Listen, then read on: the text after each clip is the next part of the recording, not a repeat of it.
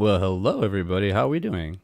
Hello, hello, hello. Welcome everybody to my Manic Mondays, the movies and mental health show.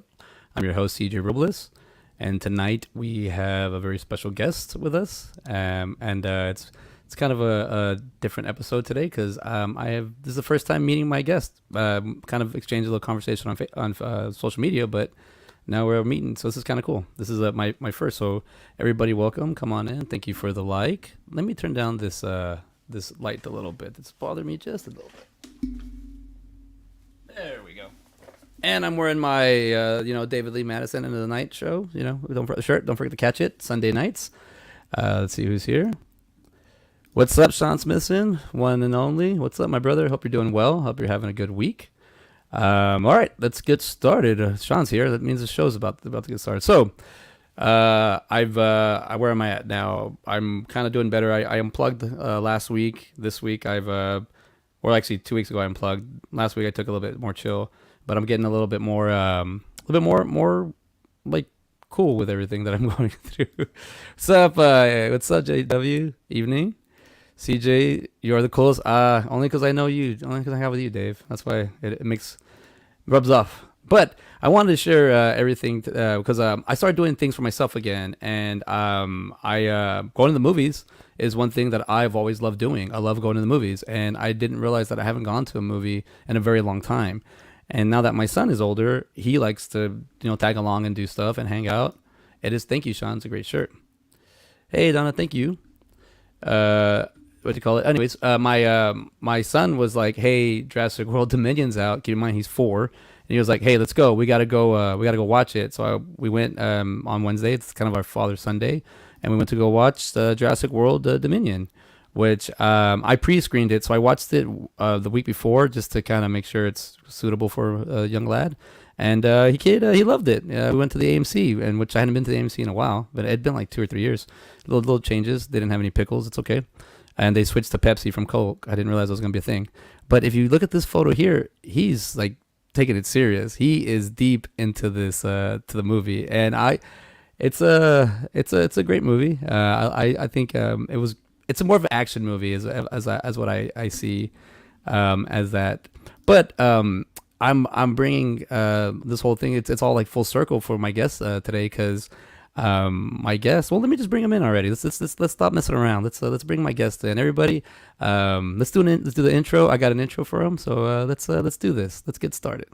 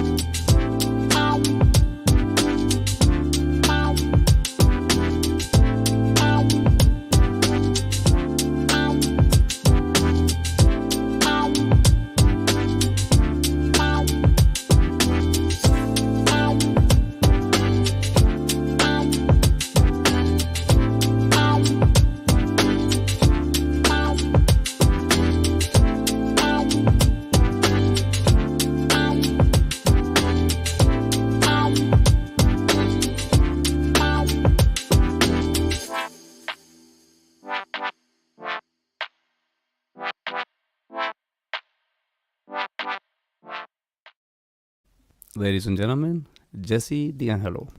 What's up, Jesse? Oh man, I was unprepared for that intro there. That was funny. Oh my god, how You you know, doing? how you doing, man? Nice to meet you. I had to say, I was like, well, we're friends. Open source. Let me see. Let's go through this. And I was having a great time just taking your screenshotting your photos Yeah, of your Facebook. But it was cool because it tells a story, and now we're here on the show, and we connect most things movies because that's what we're here for. But also like you're a writer, so this is also something that I'm really like want to know more about because I see the way that like I'm reading your book right now, and it is that just the way and you can cuss on this show if you because this is the way your first words are on this book. Fucking people. yep. I love this, and the reason I'm starting off with this book already because it's already in my hand. I'm going through it. You have illustrations here of like just like these are your drawings, which I love. They're like hand sketched, and this is kind of where we're at in my house because I've been reading to my son since he was in the womb, so I just kind of constantly read to him, and he picked up the book and he was like, "All right, let's read it." So I was like, "All right." So just to show you, here's a little clip here of me reading to my son. The first page. All right.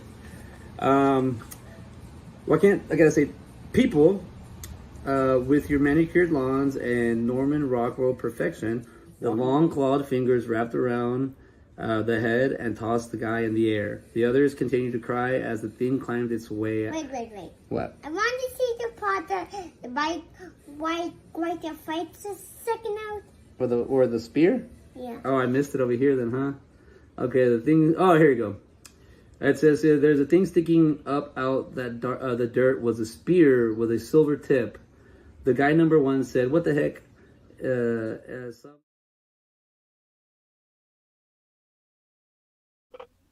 So I could. God. It's doable. I love being a part of corrupting the youth. Oh my God. Your You're son is not. So adorable. he's like Yeah. he's. First, I was like thinking about it. He saw Jurassic World Dominion, and that I don't think there's bad at all. If you've seen the trailer to that movie, you've seen like the most gruesome parts of the movie. It's Oh, not. I wouldn't worry about that movie showing a kid. I mean, yeah, there's violence and stuff, but like my book is just full of foul language. You're having to cut out f bombs and replace them with like heck, and I mean, there's also just stuff that is gonna go way over a child's head when it comes to like sexual topics and whatnot. I mean, it's a very light-hearted comedy, but it's sort of like the equivalent of like a John Landis movie from the early '80s. It is like raunchy and Yeah. violent, and there just f bombs constantly. The whole The point is that the narrator is this, sarcastic, sardonic asshole, and it's kind of being told to you as if you're sitting at a bar with your buddy who's a little bit inebriated and he's telling you this story. So it's really just kind of like informal, casual, you know, cursing all the time, bad attitude. So when you first told me you were reading it to your little son, and I was like, oh my God, this poor kid. But hey, if he's enjoying it, great. Yeah, like I said, he's the one that like he looks like I can't deny him. I'm like, no, you're not going to do that. But he's like, come on, Dad, and the werewolves is what he likes. So I just wanted to share that with you because I'm able to take out just the story part of it and just kind of tell him that part. I'm not giving him the graphics. I'm not giving him any of the parts like that. But I just wanted to share that he's like he gets it and he likes it. So he was like, Dad, because it was I didn't even mean to. I was sitting down here reading. I mean I'm an actor, so I like to read out my lines. And then as I was reading that first part, he came around the corner and I go, oh hey, what's up? And I wasn't really like I was kind of aware of him being around me, but I wasn't like cussing like really loud. But when he Mhm. came by, he goes, okay, what happened? I go, what do you mean? Well, they've dug the hole. What came out? What was that? Was that a werewolf? And he said skeleton. I was like, oh yeah. So then I just kind of started going with him and reading it with him, and so I was just kind of like, all right, I'm skimming through this real quick. All right, but I like that he has that imagination of the werewolves, and he likes like I'm gonna show him the. Oh, I got it right there. You can't see it, but I'm a big fan of Monster Squad. Oh yeah, I And love it. I love that movie, and I think he's ready for that because what I'm picking up from your book, and then like the other book I want to get is this one. Sorry, this one, a collection of tales. Is that more like an anthology kind of story? Yeah, yeah. It's 13 short stories. Yeah, that's the one on my list because I was just seeing that I was like, oh, he's got multiple angles or multiple ways of telling a story within a story, which I was like, cool. And I so with this the book we're talking about, everybody just listening, the Doomsday Dogs. It's you did it in 20. Did you write it in 2020 or did you write? How did you No, win? I wrote it all in 2022. I started writing Oh, in at the beginning of January, February, March. April. Yeah, I wrote it in like 3 months. So I finished it in April, did all the last minute tweaks, did the cover, and then released it in May of this year. So it was It was a lot of work. I mean, it's a novella, so it's not very long, and I was really trying to not try to write a good book, like in a way, like I was almost trying to see how far I could push it in doing just kind of like a crappy job and not giving a shit. Oh, Um, okay. so that's kind of the style. It's very intentional, and all of the art except for like the last couple chapters is from throughout my life. So, I mean, when I was like your son's age, I was drawing werewolves. You know, it was already my favorite monster. So I was, I'm looking back through my art throughout the years, and I'm seeing pictures from when I'm like 5 years old, drawings of werewolves. And so I thought that'd be a cool little motif to have, where it's like chapter one is like my earliest drawing of werewolf, and then each chapter it's from later in my life, a different drawing of werewolf, until finally the last chapter is, new art from this year. So I don't know. I just thought that would be fun. It's just sort of like my love letter to werewolves in general. So, and my previous stuff was like really serious, really like dark, disturbing, hardcore kind of horror, and I really just wanted like a palate cleanser. I wanted to do something that was just like silly, and I didn't have to take it seriously, and it could just be fun. So that's what this new one is. It's just fun. I do like it's very playful. I like that. That's one thing when as I'm reading through it, like it's a very playful story. And I was just wondering, is it more like a well? I thought this was hilarious on the damn on the back of the cover. I really didn't like it. It's just so violent, grass and juvenile. I'm sorry, Jesse's wife. Like that's Yeah, honesty. That's like I beautiful. couldn't I couldn't let her live that down.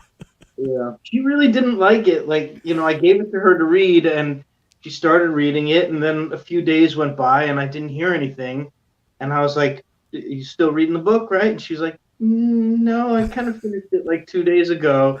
I was like, "Uh-oh, you didn't like it, did you?" She's like, "No, not really," and she told me what she thought, and she's liked every one of my books up until this point, and but she's honest. She gives me her honest opinion. She doesn't just blow smoke up my ass. And she just thought like, wow, it's so violent. It's so juvenile. It's so crass. It's just, and I was thinking like, yeah, that's exactly the point. Like, thank you. That's what I was going for. Violent, and juvenile, and crass. Like, you just sold it, baby. Thank you. So yeah. So I couldn't resist So I was, I putting it was on. I was wondering if it came from a place of like because of the pandemic, or you were just like f it, let me do this, or were you it had been in the back of your mind, you've been thinking about writing it because I mean you did it so quick, you literally it's like you lit a match and before it burned out you were done. Well, it didn't have anything to do with the pandemic. This was a Okay. story that has been like brewing in my mind since I was like 8 years old, Oh shit. uh, in one way or another. Like I wrote it as a short story when I was 8, and it was originally called Fangs, and it was like two brothers at that time. They were like little kids who were brothers, and somehow there's like werewolves break loose, and they have to fight the werewolves. I really don't remember what the original story was when I was 8, but then like a few years later, like I rewrote it, and then when I was 17, I wrote it as a screenplay, and I was like trying to get that going as a movie. And obviously that didn't happen, and so the screenplay sat on the shelf for years, and then a few years later I kind of rewrote it again. So really, like recently, I just kind of found that script for Fangs when I was like 17, and I read through it, and I thought, like, this story's been like kind of sticking with me my whole life in one way or another, and why don't I just do this next? But it's such a ridiculous story, like, because originally the script, it's like Aliens, like Okay. Jim Cameron's Aliens. It's like hard hitting action, you know, huge effects and monsters and all this kind of stuff. But it was like really pretty serious. Like I was taking the story really seriously, but reading through the script, I was like, this is preposterous. It's like an army of werewolves and people fighting and exploding. It was like, this is so over the top and ridiculous. Like, this would be more fun as a comedy. So once I kind of started seeing it that way, it took on a whole other life, and I had a lot more fun with it. So I just kind of like threw out the script, kept the basic skeleton, and created the rest from there, and based a lot of the characters on people that I know. Um, I just wanted to have fun with it, and I did. I had a blast writing it. I was like cracking myself up, and I is, do this to myself more than anyone else. I love it. is Can't that help it. one of those things that you just kind of you wrote it for yourself, like you're just having fun, and I mean, obviously you're having fun, but just like you're like, yeah, I want this for myself. Yeah, yeah, and also, I thought other people would like it.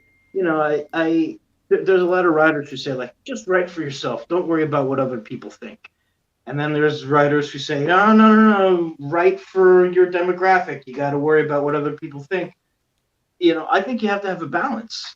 You have to write for yourself, make yourself happy, but you also have to put something out there that other people are going to appreciate too. Yeah, Otherwise, kind of wasting your time. So I try to balance it, and everything I write, I try to think about that. Like, is this something people are going to like?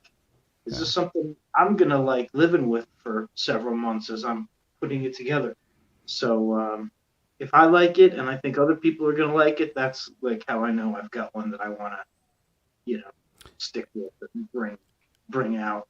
So it's kind of one of those things that's like it seems like you did it overnight success, but it was like 30 years in the making kind of thing, kind of. I don't even know if I'd say overnight success. It's not like I'm like hugely successful. Well, just completing it to me, I think I was trying to word it towards that, but just completing it to me, I feel like is a success. Yeah, no, I mean I do. I do feel like you know, like I'm successful as a writer, just in the sense of like I'm putting stuff out there. I'm happy with the work I'm doing. I'm getting a lot of good feedback from people. I'm meeting people online, and people are coming to me out of the woodwork saying like, "Oh, I read this book of yours. I loved it." So it's like I feel like I've got some momentum, and I've got something kind of building up, and more people are catching on, and more books are selling, and with each book I sell a little bit more, so it's like an incremental sort of thing. Um, but that being said, it's like I'm not nearly where I'd like to be as far as Yeah, success, and that doesn't mean that I'm like determined to become a multimillionaire, best-selling author or whatever. But that would be nice. yeah, But I'm really just trying to make a living, and just yeah, be successful, just keep making a living at it. So yeah. That's what I'm gonna get some of these comments. David Madison, thank you for the photo. Great photo. It says Brandon E. Brooks, dope intro video. CJ, welcome to the network, Jesse. So Brandon said, "What's up?" thank you, Uh, sir. JW, welcome Jesse to the network, and I have a few questions up my sleeve. Oh, JW's gonna get. He's gonna get some questions here. JW, best Uh-oh. werewolf movie is Jesse and CJ. Yeah, that's a. I can see that. Now the Uh, best werewolf movie is Rock and Roll Nightmare, where I play a werewolf at 8 years old or so. Got to check oh, out Rock and Roll Nightmare if you rock haven't. and. Hold on, I gotta write that down because I don't want to forget it. Rock and roll nightmare. It's Rock and Roll Nightmare. It's one of those like so bad it's good, terrible '80s cheesy movies, It, and I turn into a werewolf in it. are you talking Pretty good about? show. Are you talking about? Because I think you have a photo of that. Are you talking about? Let's see, where do I have it here? Are you talking about this photo right here? No, that was just a Halloween. Uh, Me and my stepfather dressed up as werewolves.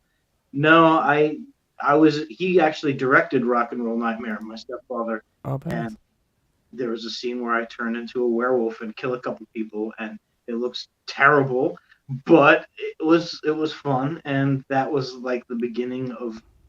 Well, that wasn't the beginning of me loving werewolves. That was like I was already watching American Wolf in London, Howling, Teen Wolf, The Wolfman, Curse of the Werewolf. I was already a huge werewolf fan by the time I was 8 years old. Yeah. So when my stepfather was making this movie about demons and stuff, and he wanted to bring me off to Canada and put me in this movie, he's like, Jesse likes werewolves. Let's just have a scene where Jesse turns into a werewolf, and that'll be enough reason for him to want to like come with us to Canada and shoot this movie. And Yeah, it was. I had a great time. I got to turn into a werewolf. It was my dream come true as an 8-year-old. So, Hey man, the imagination's there. That's all that matters. But I think JW might be on something because this past Halloween, my kid had me dress up as the good old that werewolf dad. nice. Yeah, I've always liked the werewolf. He likes werewolves a lot. And I was going through your illustrations. I mean, you got some really nice sketches here. Thanks, man. Like werewolves. I have it all set up for it, but I will get to this. I thought that was great. My son loved it. He was like the where you have the transformation. I forgot where you put your book, but where you have the transformation there in the I think chapter Oh, 3, where it shows yeah, like that's awesome. I was like, oh look at that, and he was like, look, Daddy, he's changing. And I was like, yeah, that's kind of how we roll. When my beard grows, I start changing to like a different person. that was my favorite part of the werewolf movies was the transformation. So, Yes. as a little kid, I was even drawing little stages. It's my first like love for a werewolf movie was Silver Bullet. I was real young when I saw it, but I think I fell in love with that movie. One because it's Gary Busey and Corey Haim, but two because I didn't really know I was watching a werewolf movie. Like I was like, oh my god, this is a werewolf. Like there's a part there where I remember it just clicked. I was like, that guy's the werewolf, and it's like it was weird. I was like, I liked that I had to focus on the movie to really like, and that movie like, and also the friend I saw it with, he was scared, and I got to like, he's like, just I don't know, just sitting a little bit ahead of him. He was like, I was like, you go first, kind of thing. So just watch. He was behind me, but he's like, oh man, did you see that? He goes, no. I was like, it's a VHS. Let's go back and put it back. But let's see here. We got Tim. So Tim is the one that has set this up. So thank you, Tim. He says, I love Doomsday Dogs. Needs to be a movie. Yeah. Or I listen, recognize him from Facebook.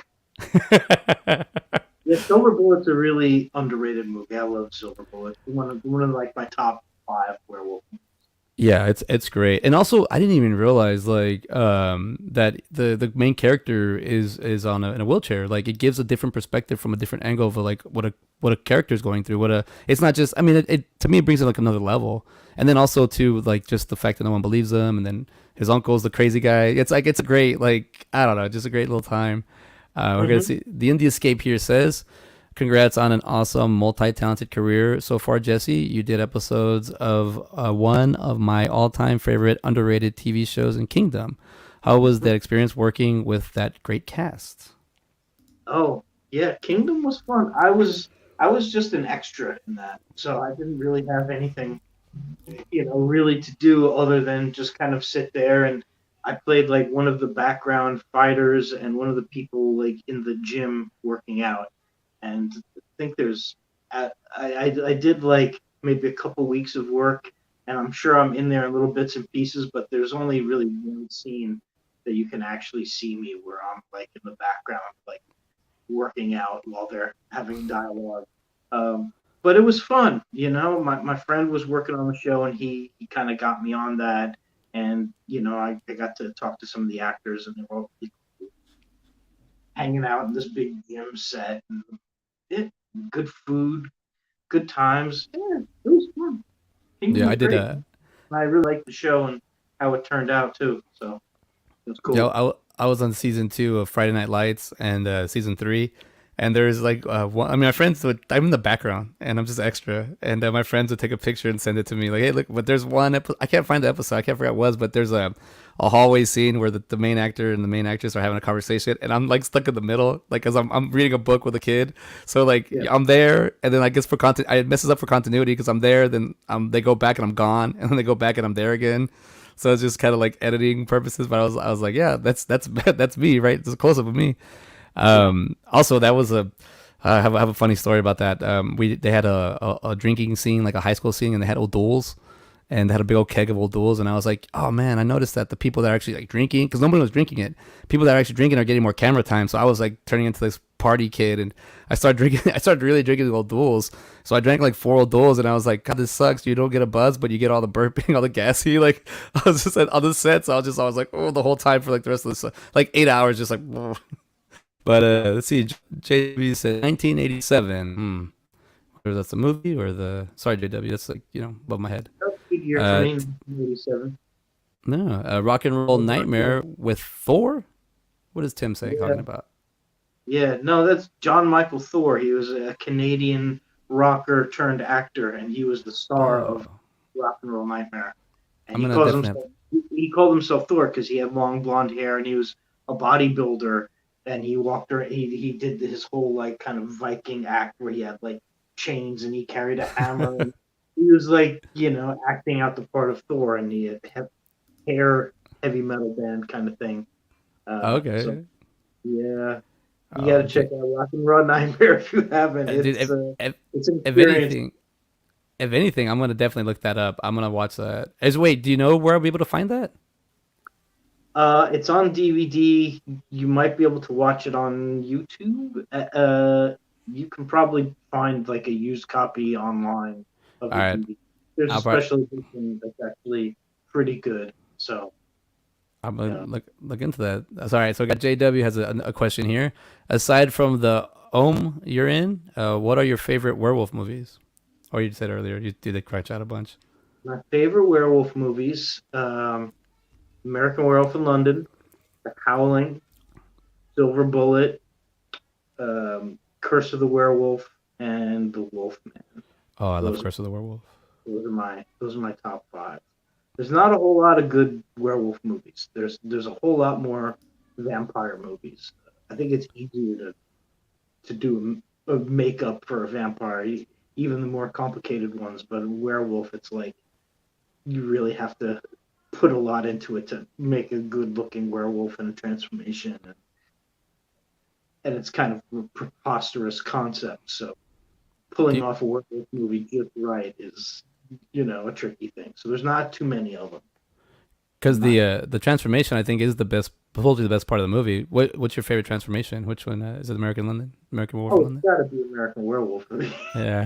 Like the Howling and Silver Bullet also have really good transformations, but American Werewolf is just there. It's been 40 years and still nobody's done a transformation scene that good of any kind. Like whether it's the Hulk or the Lizard and Spider-Man or the Benicio del Toro Wolfman, where they used Yeah. CGI. It's like no one's done it better than Rick Baker did it in American Wolf. So it stands the test of time. It's the best. Do you think you got to go? You can't do CGI, right? You got to go prosthetics. It's not that you can't use CGI. It's that you got to use it right. It's a tool like anything else. Yeah. Rick Baker was getting interviewed before the remake of the Wolfman, and he was saying that he was like really excited about doing like a combination of the makeup and CGI and kind of using them to work in tandem with each other to create like a really great effect. And his hands were really kind of tied by the studio bureaucracy on that movie, and that was one of the things that really frustrated him and drove him out of the business. So he wasn't really able to do the kind of makeup he wanted to do, and they didn't use CGI the way they kind of pitched it to him. It kind of just took over with CGI. So when you watch that scene in The Wolfman where he's changing, I think it's like all CGI until he's in the full makeup, and then he's practical. But it's all CGI. It's not used sparingly. It's not used subtly. It's just kind of bam in your face. I'm not a fan of the movie. I know there are people who are fans of it. If you like it, good for you. Like what you like. Just it didn't do it for me. Yeah. I got you. So Joe Ridgely here says, "Good evening, gentlemen. Good stuff. Thank you, Joe." So Thank you, Joe. Joe, JW's got. I would like to know how much storyboard art and work you did on the always underrated Sky Captain and the World of Tomorrow. I did. I think it was like the first third of the movie. That movie was broken up into 3 storyboard artists, myself and 2 other guys. So they had me doing like the first third of the movie, and another guy did the second third, and then someone else did the ending. So pretty much everything from the start of that movie through the part where he's like fighting the robots in the city and picking up the girl, and I forget where it leaves off, but like the first third was all me. And Oh, cool. aside from that, I did some like concept designs, like there were like rockets and spaceships and jets and bombs and all these like little things that they had to render in CG, and so at one point they just had me draw page after page after page of like different rocket designs and also ejector pack designs. Like there's a part of that movie where Angelina Jolie ejects from her like submarine thing and like shoots up into the sky, and they needed to design like a chair ejector seat kind of thing to shoot up out of the Okay. thing. And so I just drew several pages of like different designs for ejector seats. Like some were just like a backpack, some were like a full seat that she's sitting in, and so that was fun. You know, I was drawing robots and missiles and planes and explosions and all this kind of stuff. That was a really fun job. I like that one a lot. That's cool. Yeah, I think I got a photo here from your storyboard. Yeah, well, that's a new picture. That's I'm doing art for Pray to God with that one. That's one of my more recent books. Yeah, I got where you. Oh, I thought I uploaded it. Yeah, no, I saw that one too. Let's see. I got a few more questions, but I do want to get into your illustrations because I like your. See, it says here. So it says, well, he said Rock and Roll Nightmare was 1987. Thank you for clearing that up. Tim says Black Roses was my favorite of the Canadian four. It was a horror. I'm sorry, I was honored to interview you and a bunch of the other cast members last December. Black Thanks, Roses. sir. I had a fun time. Yeah, we got a bunch of people together who I hadn't seen in like 30 years, and we all talked about Black Roses, and it was fun. It was great. I Cool. just wish Anna was here to hang out and talk with us, and he passed away a few years ago. Oh, okay, that's a bummer. Yeah, Yeah. that was a father that Doomsday Dogs is dedicated to. Oh, okay. He directed those movies in Canada, How, so how he sparked my love of werewolves. how long since he's your stepdad? How old were you when he introduced you to like his like filmmaking and whatnot? Um, I think he kind of came into the picture when I was like 5. He started dating my mother, and they were editing magazines together, and they were working on like low budget movies together. And so, right around the time I was like 8, they got the opportunity to actually like produce and direct their own movies. But they were like straight to video, cheap horror movies that they had to make in Canada. Rock and Roll Nightmare was like had a $50,000 budget, and they had a week to shoot the whole thing. God Right? damn it. Black Roses had a bigger budget. Some of the others had bigger budgets, but they were making these cheesy little cheap movies, and I got to go along with them and have fun and play my little bit parts in them. So I had a great childhood. No complaints. I got to watch the movies. My parents let me watch like Reanimator and American Werewolf from London when I was like 8 years old, and you know, look how well I turned out now. I turned out great, mom. Yeah, my dad gave me the little black box and was just like, "Leave me alone. Here you go." And I was like, "What is this thing with all these 100 channels on it?" And I just watched that. I was like, "I'm learning all this stuff I didn't know." But I do appreciate that your mom and your stepdad were like filmmakers like that and making because like for someone like myself as being I don't count myself as a child filmmaker because I was making things but it was just VHS and VCR stuff and but they said it's where it starts and it's true because you got to start from somewhere and you got to get it going. But when I hear someone like that, that's awesome because it like I can understand that better than I could a Hollywood movie. A big blockbuster, mysterious. How did they make this? It comes out of nowhere. But I prefer independent. I prefer small because it's just like you have a question, you ask, and they give you the answer, and then you. It's like it's awesome. Like I can grow from there. I can learn. You can that's why Dave Madison's probably one of my favorite filmmakers because he just makes the movie. Like he just makes the movie. There's nothing there. Yeah, those movies we made in Canada, they were a lot more fun than some of the more modern, expensive movies we made later on.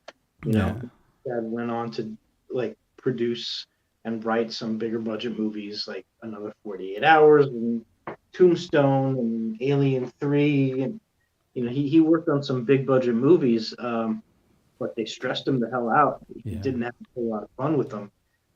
But Rock and Roll Nightmare and Black Roses, like we had a blast. We got our friends together. We made a bunch of monsters in the basement, and we went up to Canada and we shot it. So it was God, like it was fun. It was just fun. So no complaints. I had a great childhood. dude, thanks for sharing that. That's awesome. I love hearing those stories. That's like so cool. Yeah. Being I mean, you have like that pedigree. Like it's been in you for a while. It's cool. So let's see. Brandon says, Jesse, how was your experience working on the art department on the huge motion pictures you worked on? Putting a pay aside, would you prefer indie? Oh, you just said that, or a huge Hollywood set? Would you prefer an independent movie or a Hollywood set? I mean, they all have their kind of pros and cons, right? So like on an indie set, the pros would be that you get to work with your friends and everyone's kind of like the little guerrilla squad of filmmakers kind of in the trenches together and kind of have more freedom, you have more fun, right?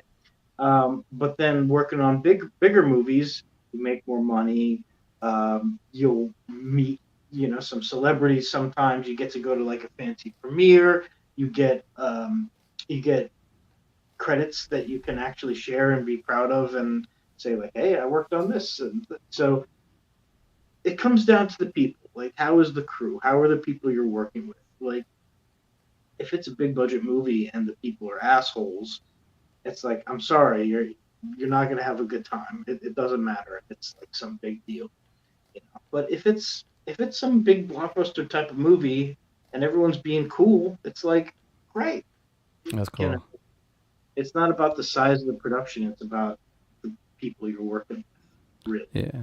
No, yeah. I think you're right. It's also because you have that sense of like what you're like what you're bringing, but also too like I don't know. I like to feel appreciated, but I don't need to feel appreciated if my work shows. If we have to get to the end of the road and it's a hard deal, I'll deal. I don't care. Just get it over with. I want something at the end. But I do. I saw as I'm looking through everything, I'm finding out you can create characters. So I mean, you played characters before. So who is this? I'm thinking like Death of a Salesman kind of thing.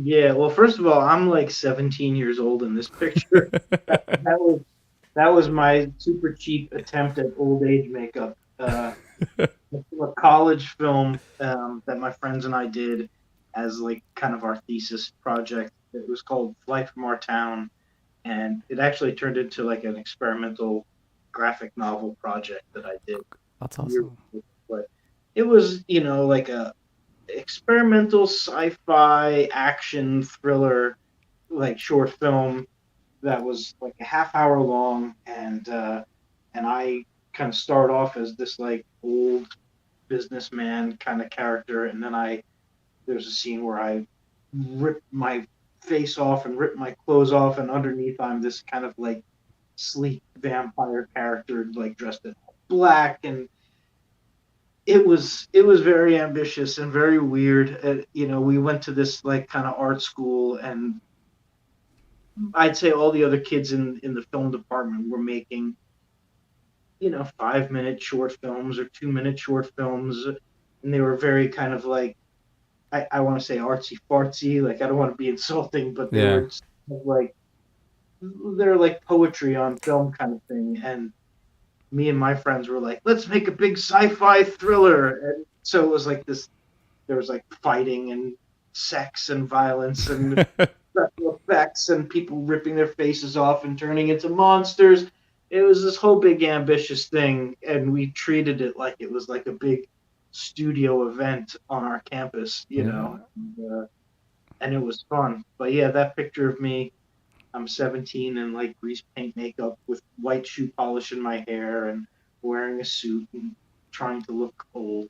I have a, I have Those a are the character.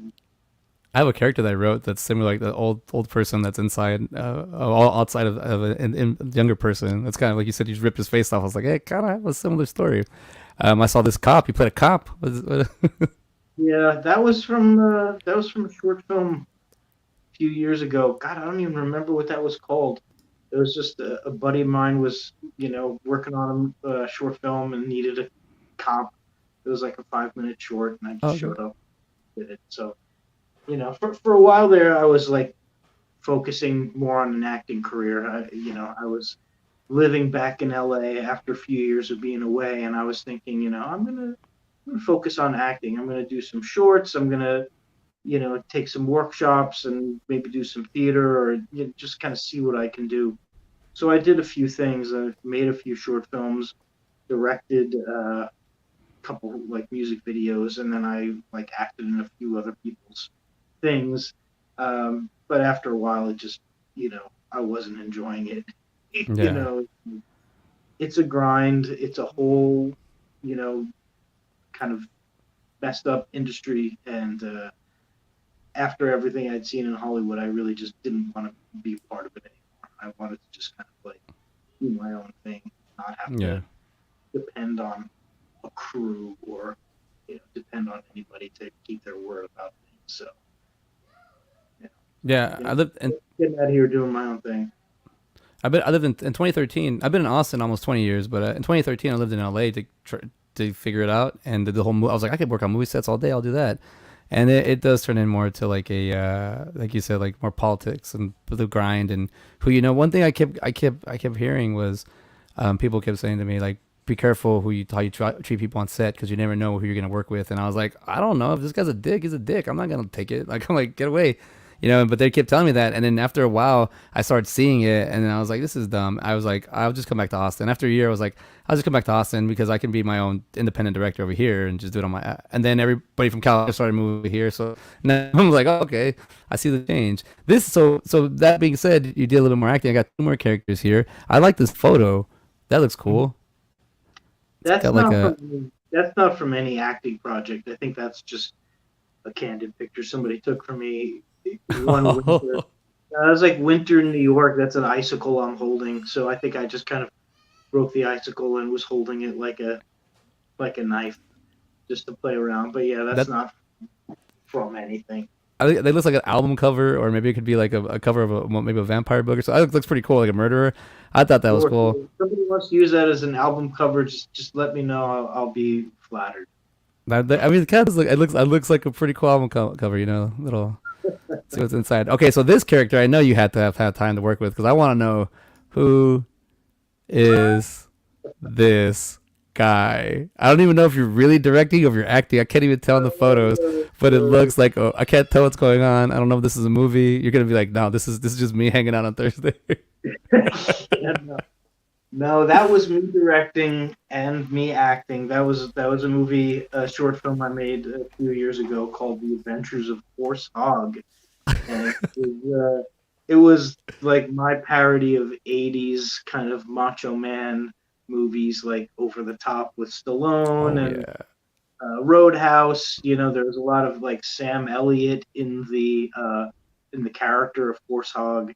And so I just wanted to do like a wild comedy kind of making fun of those 80s Macho Man movies. And so that character that I was playing is just sort of like the referee at the arm wrestling match. Where, has his arm wrestling match. And I just wanted to be as like ridiculous and over the top as possible. And I was like trying to shave my beard into some silly shape. Yeah, it looks cool. You went to character, man. Looks full method.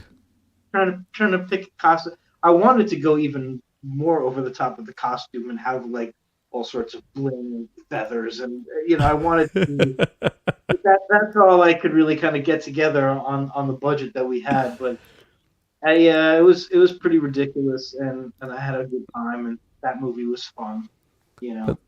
I was trying to get that made into like a feature length film where like that would be like the first 15 minutes of like a feature. Okay. So we're trying to sell it that way, but that didn't happen, so it's like that's one of those things about Hollywood where it's like growing up in it and seeing people kind of getting screwed over, or we work with people who don't come through on what they say they're going to come through on. They flake on you, they lie to you, and it's like I know how that sounds. I don't want to be one of these people who's like blaming everybody else, Yeah. But really, it's like it's a group effort. You're trying to make a movie. You need to have a whole lot of different moving parts. Everybody needs to be working together. Everybody needs to do what they say they're going to do, and it all has to kind of click together perfectly to get a movie made. So getting a movie made at all is just like a miracle. and I'm an introvert by nature, and it was just like really taking a lot out of me. And I just thought, like I've always wanted to be a filmmaker, but I've also always wanted to be a novelist. And if I'm a novelist, I can just work at home at my own pace, do what I want to do, and no one can tell me what to do, especially if I'm doing it independently and Yeah. self-published, is what I'm doing. So now I just feel really free. I can write what I want to write. I can put it out when I want. I can market myself how I want. I can, I'm my own corporation, basically. Yeah. And yeah, I'm definitely not in the big time by any means just yet, but I'm working at it. I'm coming, baby. Yeah, that's a good attitude to have. Like, I mean, I'm also like in that same kind of boat, and I think I could ask you this too, because I mean, we're a little bit more personal, because I kind of spread myself a little too thin. I said yes to too many projects, and then it's like I'm just working for other people, and then I just forgot about my own stuff, and that's what I was kind of introducing the whole episode. It's like I'm not trying to be a flake. I'm not trying to just like I'm like yes, and all of a sudden it's like, oh crap, I don't have enough time, and then I gotta be with my son, and it's like I'm not using that as an excuse. I don't use excuses, and then I'm like, oh my god, I'm forgetting things. Like a lot, I misplaced one of my booklets. He'll be fine. You just leave him alone. He'll be fine. Yeah, He can learn self-reliance. He'll be fine.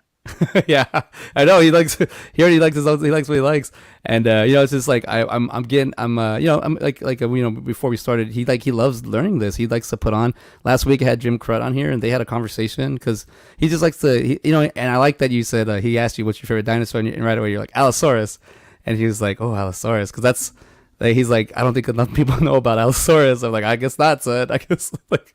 Yeah, all these Jurassic Park movies and all these other movies, they're like, oh, it's the Indominus Rex, and they're creating all these like new dinosaurs. Mm-hmm. It's like they still haven't done an Allosaurus in Jurassic Park. It's like, what the hell?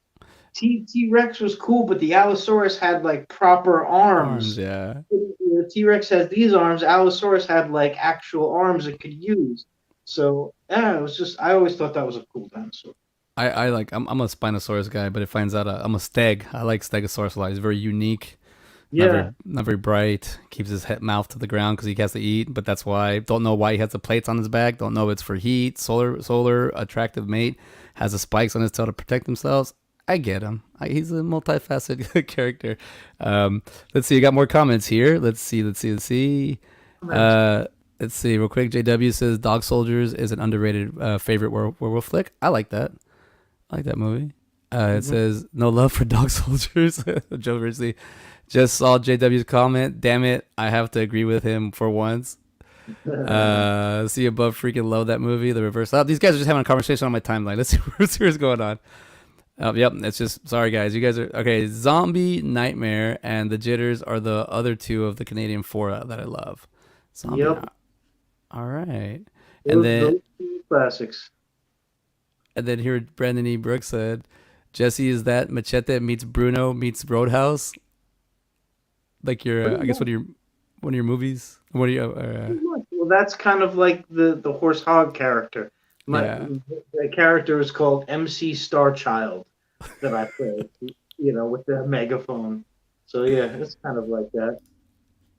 Dude, yeah. So as we're winding down, we're getting the show. I also know I have a ton of stuff here. I'm not gonna get to it, but I don't know if I want to go with your illustration, like I'm saying. But I also like that you do Photoshop. I'm a Photoshop guy, so I thought these were cool. And then this one right here, it's hilarious. The alien. I did that one actually. Somebody else did that one for me, and I just loved it. I was like, yeah, great. And I dressed up with him as for Halloween one year, a couple years ago. Okay.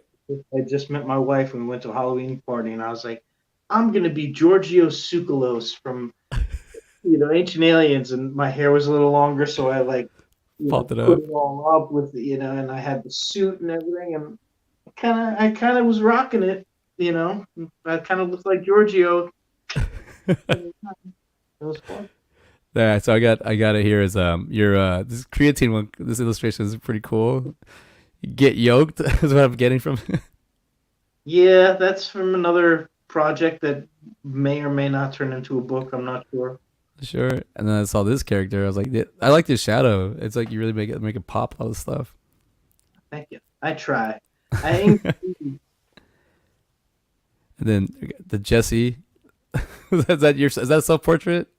No, somebody else did that. I don't even know who it was. Somebody on Facebook was like, "Here, a friend of mine did this drawing of you," and I was, "Oh, cool, that's great." It's kind of like, yeah, it's I can see that. Oh, look at Brandy Brooks. We need a MC Star Child movie or series, Jesse. We need a Star Child. Hashtag. You know what? If you could get somebody attached as a financier, let's make it happen. Oh, Reach that. on out to me. We'll get that happening. Well, you're on the network to do that because we got a bunch of filmmakers and we got a show that we do crowd the fun. So if we go looking, we help you, promote your movie. So we were the right group. So I got before I finish off, I got to go one more round. I got one more thing, but I got to ask. This is the part where I ask, what is your manic media? And my manic media is, what do you do to unwind, or like if you use it to like, what do you use to like, yeah, just to kind of like release stress, or like, a lot of people like music. Everybody so far is like loves music. Some like Jim Crut last week, he likes to garden, and then Libby McDermott likes to pick mushrooms. So what's your manic media? What do you like to use? Because you can draw, write, and act, so it's I kind don't of a know lot if of. picking mushrooms is like a media, is it? Well, that's like what she uses to. She told me that she goes. So I was like the journey of it, like the going out to like the actual doing something, like a more medium, I guess is what I would call it. I mean, I love all forms of media. Like, I love listening to music. I love movies, obviously. I mean, I think maybe my guilty pleasure would be like bad movies, like cheesier movies. I've been in a couple myself, so those 80s straight to video horror movies I love. And, if my wife is going to be out for the night and I know I've got the house to myself, like, I'll put on something like that. Yeah. And I like finding older movies that I've never heard of that are like these little hidden gems, and I'll put them on. Yeah, and even stuff like old Hammer horror movies. Like, I just watched Kiss of the Vampire the other night, which I hadn't seen before, and it's like part of an 8 movie pack with a few Hammer films that I haven't seen. And I know my wife would not want to watch them, but yeah, that's something where I could, like, on a night by myself, like, cook myself some dinner and put on, some cheesy old movie, and you know, and I just love that. I can't help myself. So that, Yeah. and I wouldn't even call it a guilty pleasure, but it's just like that's just something I like. Yeah. So I mean, that's what I noticed. I had gone like 6 weeks, so I was like, dude, I haven't even seen a movie. Like, I'm watching movies because one of our podcasts I have, side by side, we watch 2 movies and we talk about them. But I felt like it was turning into work. Like, I was like, oh, I have to watch these 2 movies before the podcast so I can talk about them. But I have other work, and I started turning my enjoyment time into like work, and I just was like, this sucks. I don't want to do double, triple, quadruple work all day. Like, I want to enjoy it, but then now I'm like, all right, just take a break, pause, relax, and pick it up slowly. So that's where I'm at. But no, that's cool. Yeah, no, B movies are great.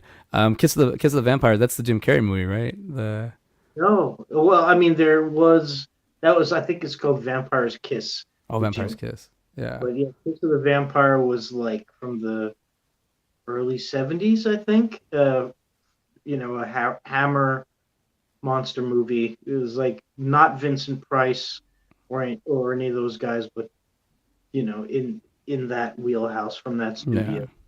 And yeah, it was fun. They got the little rubber bats on strings flying at the end. You know, it was silly. So, but no, I, it's fun. I like that because it's like, to me, it shows me like, dude, you can make that. So, I like myself, I'm like, make your own version of that. Don't see how you're I like doing that.